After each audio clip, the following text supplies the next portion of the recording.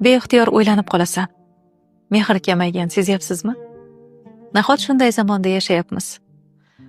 Odamlar bir-biriga bemehr, manfaat ko'zlaydimi hamma bir-biridan?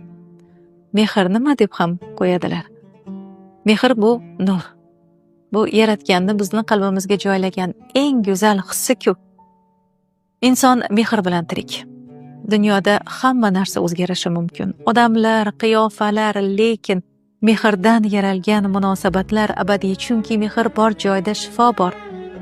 Mehrli qalb birovni so'kmaydi, hech kimni ayblamaydi.